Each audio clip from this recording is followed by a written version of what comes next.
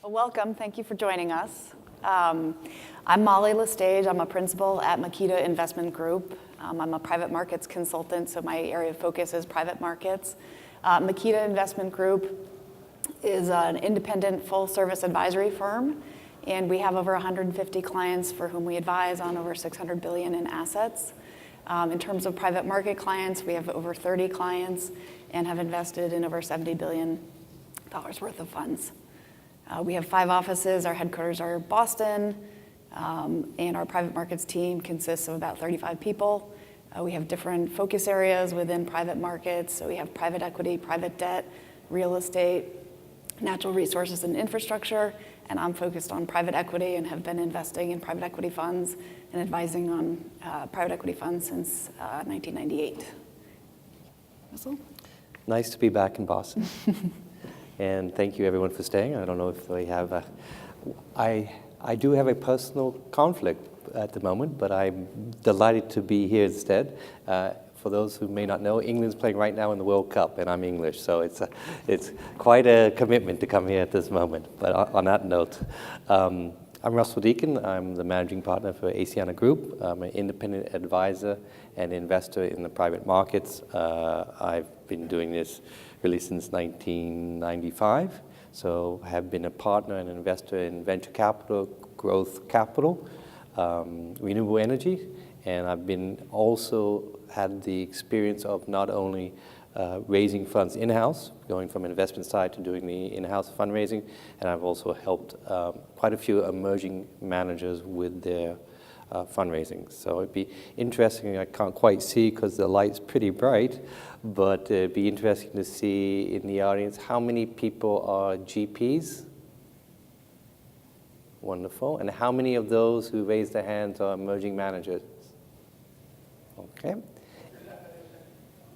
And then how many in the audience are LPs or investors? Okay. That's always helpful to help those comments be directed to the audience. Great. So I think where I'd like to start is what's the definition of an emerging manager? I have clients who use that term in different ways, and it means different things to different people. And so I guess I would ask that to you is how are you defining that? What's the criteria? And it is, there is some difference. Generally, I find that emerging managers, if you look at the most popular definition, is probably those managers who manage less than $1 billion AUM and have not raised more than 3 funds. So the third fund is usually the cutoff. And then they go into what's called transitional managers or working towards a full-time. So it's a combination of the number of funds that they've managed as well as how much money they have managed. What about emerging and diverse? So again, I think we have different definitions, but I would definitely say that for the most common definition, or what I would say MWBE, Minority Women Business Enterprises, generally consist of the partners, the owner of those firms having a 50% or more. It's generally, sometimes I've seen it as low as 30%, but I think if you have minorities, obviously minorities owning 50% or more, you're pretty safe in almost any investor that has a program. And then what about emerging market managers? So emerging markets, I spent 11 years in Brazil, which is certainly an emerging market. It's a combination, you can take almost the UN definition where you look at middle market countries, those with sort of $3,000 or less in terms of GDP per capita. But also it's a combination nowadays of having the social inclusion, the equality. There's quite a lot of impact investing. You could also argue in certain ways that if Japan, in certain instances, is an emerging market in private equity. But usually we're looking at other parts of Latin America, Africa, and even now I think when we think of Asia, we do include China and India. But I would certainly see that in the next few years, China would no longer be considered an emerging market. It will get to middle market and more. So a combination of wealth per capita, income distribution, and where they are in terms of the capital markets and the growth of infrastructure and institutions. Okay, great. In terms of first-time managers, how do you evaluate them, and how does that differ from, say, a more established GP? Well, it's more of a nuanced approach. And again, I think there's definitions of how you look at those emerging managers, because one of the things that you can do when it's when it's established manager, they obviously have a track record. They have a track record as a team together, they have a track record with a fund together, and often they have a track record of realized investments. And so when you look at emerging managers, you try and go from, I'll talk a little bit about the objective analysis, and then I'll talk a little bit what I call the softer. So on the objective-wise, what you try and do is get as much of a track record as you can if it exists. So you can go from the fact that if an emerging manager is a spin-out from an established firm, that's the easiest, because they can justify and you can allocate their, obviously you need to check to make sure how much they were involved in the deals, but generally you can have that track record allocated to the new people doing the spin-out. So that's the easiest one. The next level, I would say, is emerging managers that as individuals, they've been successful at other funds, but they've never worked together. So then the question is, can you take those funds and their experience? Are they doing the same sort of strategy? And does it translate so that their track record, at least you can see that they have the skill set to be able to do that? Then the next level of emerging managers, I would say, none of the people who have worked together, they've done a fund together, but they have individual deals, so deal by deal. Have they worked together on the deal by deal? That's more helpful. If they have not, how have they done as individuals? And then, which is, we'll get into further questions, but the emerging managers that have not worked on a fund together, that haven't had their own track record on a fund, haven't had a track record of individual deals, then what you do? Is it even feasible? And we will talk about that. But then the question is, do they have a specialty, whether it's operational, whether they've been very successful at growing portfolio companies? Are they in a new sector where no one has a track record, such as, cyber funds? Then you have to evaluate that. So there's different layers that you can peel back, and obviously the risk-reward ratio and that, but that's how you sort of had to stack what you define as emerging managers to get to what makes a compelling reason to invest in them. So are the steps any different, or again, it just depends on whether there's a prior track record or? True, but then there's also even more what I would say with emerging managers is what I call the softer, because it's not just track record. So I spend more time with emerging managers looking what I would say more of the soft due diligence. And what's that mean? I spend more time checking their network. So if they were working with somebody, I look to their boss or their mentor. If they're with the portfolio companies, I talk to the portfolio companies that they manage to find out if they have the characteristics and profile that shows that they can be leaders going forward and can successfully do a fund. Because we all know that everyone started at one point being a first-time fund. So it's difficult, but it's not impossible. And why do people get money and continuing? Yes, it's challenging, it's a long process, but there's certain nuances. So especially in non-US funds, the softer characteristics of due diligence are very important. Mm-hmm. So what do you recommend to a GP or a group trying to raise capital for the first time if there is no prior track record?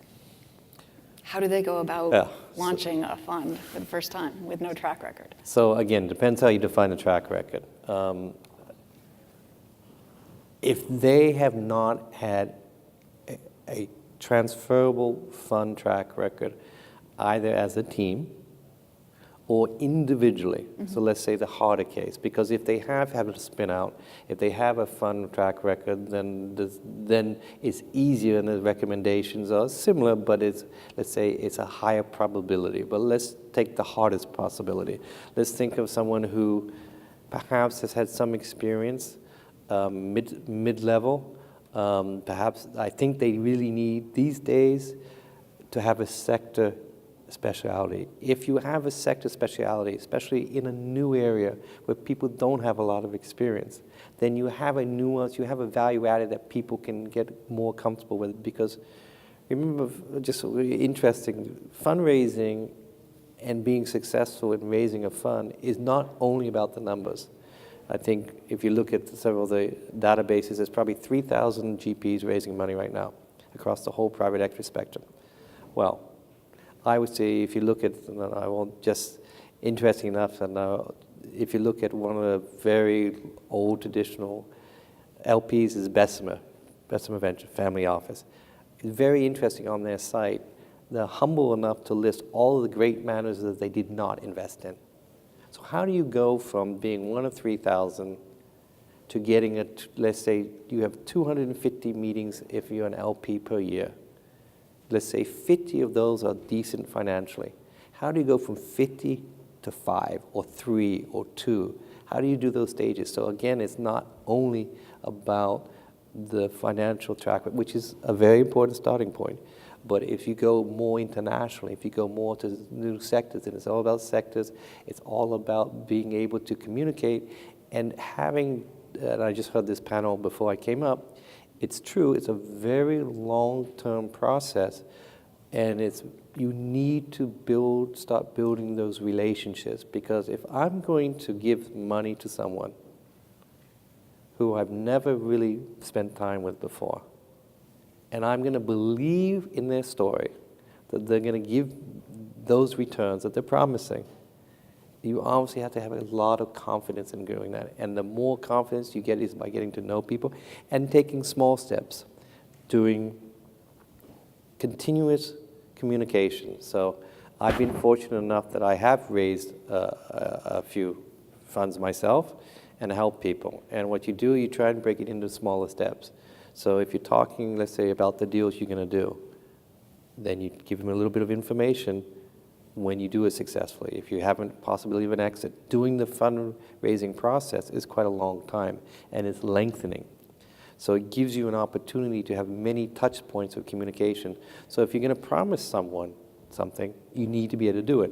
And if you don't do it, you need to communicate very clearly why you couldn't do it and the lessons learned. So it's what I always think is the ability to be persistent, clear, transparent, but not overwhelmingly pushy, because private equity is a people person. It's a longer term. It's not Wall Street, although nothing against Wall Street. I used to work at Morgan Stanley. But it's a different approach, and you need to keep those nuances are very, very important. And frankly, you have to be patient. Even in a successful fundraising, 98% of people are going to tell you no.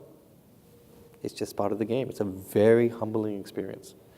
So what about differentiation? How do you differentiate yourself, or when you're helping a GP raise capital, how do you help them differentiate themselves in the marketplace, which is very crowded and competitive? It is. And again, I'm looking, I think you need, these days, these investors are getting more sophisticated. We're no longer a early stage industry. I don't think we're a mature industry, but I've been doing this for over 25 years, and I know people have been doing it longer than myself. So it's certainly, let's say, in the mid-cycle in terms of the development of the industry. And what's happened, I think on both sides, but especially on the LP side, things have gotten more sophisticated. So you need to, one of the things I think is very important is we're becoming more analytical. And you need to be able to, first of all, see where you stand versus your competitors. So if you're doing a mid-market buyout fund, you and another 1,000, how do you differentiate yourself? Well, you need to be able to use, fortunately, and this has grown up today, there are very good online databases that give you an idea of who's raising money, and I'll go into this a little bit more in detail, who's in the top quarter, who has proprietary deal flows, all those things that we hear, but how do you really break that down analytically and justify and show the LP? Because everyone goes and says, I'm in the top quartile. Everyone says, I have proprietary deal flow. A lot of people say, I have value-added operational skills. So those things that 10 years ago we told people, now everyone says anything. So what do you have to do? You need to break it down. There are 3 or 4 good, I think, frankly, service providers who help you break that down. Not only, for example, if you are going to do value-added alpha, we all want alpha. Okay, well, what does alpha come from? Well, alpha comes from several things, and you need to break that down. Alpha comes from, yes, what is that secret sauce? Well, some of that secret sauce is something that's replicable, something that, in terms of the strategy, the sector, the timing, the size, Those are all part of alpha in terms of how much leverage you use, how much leverage you don't use. The returns that we tell everyone, some of that's beta. How much of that's beta? How do you differentiate? Because if you can show and you can break down how much of that upside, that 500, 600 basis points against the public market, which public market are you talking about? If I finish a fund in December of this year, which vintage am I? Vintage 2018? No, that's not you. You got to look at when you did the investments. You got to go down deeper, look at the cash flows. And the more that you can break that down to the LP and show exactly how you differentiate, then they get more confident that's believable and that's sustainable. And it's been proven whether using, I know, for example, I use PitchBook, I use Frequent, I use Cypress, I use Perex. All four are credible service providers that help give you that information to break through that noise, especially if you're a mid-market buyout fund, one of 500, 1,000. So that's a couple things, and then that's general. But if you look at it, for example, on a more specific, so the sector speciality more and more in the developed market is important. In emerging markets, it's not there yet because the curve's sooner, right? So you don't have so much sectorial expertise, but you have expertise in emerging markets. How to handle, some of your alpha comes from FX. How do you manage that? Some of the things come, for example, then if you, one of the things that I think is important in our industry, which is, so fortunately, in the last year and a half, we're always learning, always a new experience. So I had something I'd never done before. I helped, was a key man and investment committee member for a minority-owned firm, a MWBE. Mm-hmm. And it was funny because I live in Miami. And in Miami, we take that almost for granted. My wife's Brazilian, there's many Latins. I laugh at this, but I literally was the only white male over 50 in the whole company. Everyone else, English was a second language. 3 women, 2 Afro-Americans. I was like, it was funny, but we don't think anything of it. However, if you look at MWBE, it's 70% of the population in the US, and they still only get 2% of the institutional capital, which is phenomenally low. It's ridiculous. So there, on that basis, how do you differentiate yourself? Well, that is a differential strategy. And then it's the basis, this is a real estate fund. The differential then goes from the level of the firm to the strategy. Gave it 8% cash-on-cash yield, so there was no J curve. It was first year giving distributions to investors. And then in terms of doing the value added, this was a real estate fund, so value added. So if you look at the curve of risk reward, very, very attractive. So you've got to think about it. It's much more strategic than it used to be. You have to really break through using analytics and then being able to tell the story. So you had mentioned competition. How important is that for a GP to know who they're competing against? It's a question that I always ask when I'm interviewing GPs. What's your view on that? I think it's extremely important because, so I do investments anywhere from, I've done angel investments, I do deal by deal venture, and I also invest in funds. So I really feel that over the years I've sat at all sides of the table. And what I dislike is when I hear someone say, we don't have any competition. Whether it's a business starting up a new idea, whether it's not true. You always have competition. It depends how you frame it. And you need to be able to put, one of the most successful graphs I remember is putting on when I did funds in Brazil, I put the competitors. I say, this is where we are, this is where the other competitors are, and you frame it. You need to frame that photo. So it's extremely important to know where your competitors are, because if you don't do it for them, they're going to do it. Again, we're too sophisticated these days. 20 years ago, maybe, not today. They all know who the competitors are, and it's very easy to find out. And I think from my perspective, it helps me know how well they understand the marketplace. So you had talked about value add and adding value and how you're making money, and I think that that's helpful as we look at different fund opportunities and options, that we understand that, and we're sort of categorizing different funds alongside other of their competitors. So it's helpful for us to we're going to do it anyway, so it's helpful to us if you know who your own competition is. Switching gears a little bit, what about due diligence and questionnaires specifically? Do you recommend that GPs create their own? Do you recommend that they use the ILPA standard?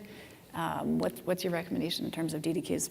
So again, I think fortunately, because a lot of work has been put into that, especially by ILPA, I remember going through it, and remember when ILPA brought this idea up, in the ILPA standards, there was a lot of initial resistance from the GPs because it's work. But what has happened is set a bar and a standard that most people will adopt. So if one of the advantages, if you're an emerging manager, this is readily available on the site of ILPA. You go to one of the top ILPA members, you go to a CalPERS, for example, they have their format of due diligence questionnaire, which you can download. I mean, you don't have to look for it. It's super easy. And then you know that if you do that questionnaire, you have 85, 90% of that questionnaire up to the standards that everyone will look at. Yes, there's a 10% nuance from that, but do the questionnaire, use the ILPA, and then you can just tailor-make the last 10%. And that's very important. One of the things that I think for emerging managers, yes, there are different groups. There's obviously high net worth individuals, family offices, pension funds, public and private, endowments, foundations, advisors, funds of funds, sovereign wealth funds. So even the different categories are different. And then you have inside of them, you need to tailor-make that because you need to know where they are in terms of their private equity platform. Are they a new sovereign wealth fund? They're just gearing up, they're very aggressive, they're getting into it, or are they a very mature fund that is peeling off the number of GPs, being much smaller in terms of the allocation? You need to know where they are on their risk profile. Are they at their target levels for you? Are you doing private equity? Well, are you venture growth capital, buyouts? What do you do? Where are they? And just, again, going back to the databases, figuring out, knowing what they do, going in informed, showing you've done your homework, gives you a lot of credibility because then you can have a much better discussion. You'll get 30, 45 minutes. You better use it well. So what about marketing? Do you have any suggestions or recommendations for first-time funds who are, launching a fund for the first time in terms of accessing new sources of capital? I do. I think, again, depending if they've had, it's easier if they've done spin-outs from a brand name. So I probably won't direct my comments to that because people know that. If they're spinning out from an established firm, they know how to do the marketing, per se.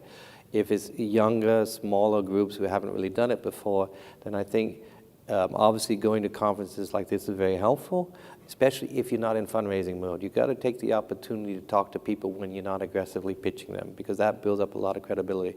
What I think, and just as over the years we've gained experience, we're fortunate enough to be invited by Super Return to speak at these events, writing papers, whether it's a white paper, whether it's a blog. These days there's so many channels of communication. You can do it online, offline, in newspapers, in articles, and in many. Start getting out your opinion so that they begin to know you. Then, he's an expert.